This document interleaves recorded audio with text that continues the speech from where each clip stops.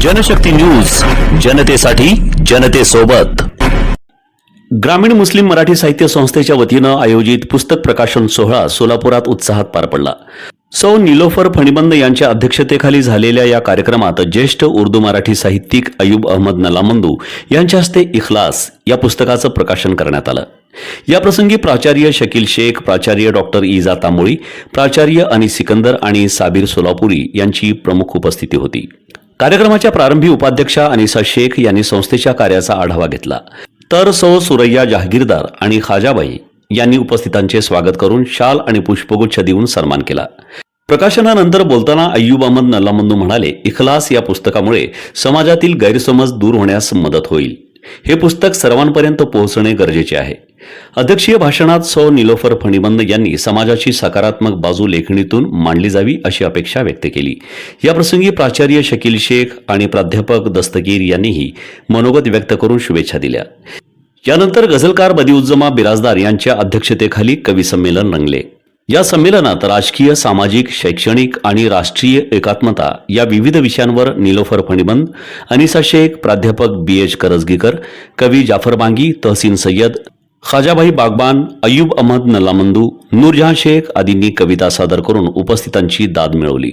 कार्यक्रमाचं सूत्रसंचालन तहसीन सय्यद यांनी केलं, तर आभार प्रदर्शन नूरजहां शेख यांनी मानले।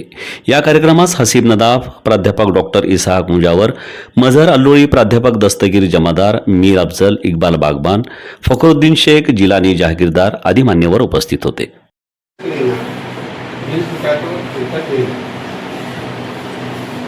जवानी की इबादत बहुत अच्छी, जवानी की इबादत बहुत अच्छी। ईमान को जिंदा करता ये काम अच्छे कर, वार्ता अच्छे से, काम अच्छे कर, वार्ता अच्छे से, बेकार के लपड़े झगड़े करो नको। तू अच्छी तो नी अच्छी देख, तू अच्छी तो नी अच्छी देख, ठीक किसमें है देख। प्यार के आज को रंग में रंगू नको, माँ बाप को बदनाम करो नको। आइए बोला तो को तू सुनो नको, अम्मा बाबा के खिलाफ जाऊँ नको। अम्मा बोली अच्छी बात, बाबा बोलते सच्ची बात। असल करी तो अमल करी तो सुधरेंगी तेरी जिंदगी, नहीं तो डाल देगी जिंदगी। हे आहे दक्षिण सोलापूर तालुक्यातील वळसंग। इतिहासाची समृद्ध परंपरा आणि उज्ज्वल भविष्याची नवी दिशा, प्रगतशील आणि वेगाने विकसित होणारे गाव वळसंग। कुरनूर धरणाच्या सानिध्यात निसर्गरम्य वातावरणात वसलेले वळसंग सोलापूर पासून फक्त 12 ते 15 मिनिटे, अक्कलकोट पासून फक्त 12 ते 15 मिनिटे आणि रेणनगर पासून केवळ 7 ते 8 मिनिटे अंतरावर सोलापूर अक्कलकोट महामार्गावरील उड्डाण पूल आणि वेगवान महामार्गाच्या थेट संपर्कात असलेले वळसंग।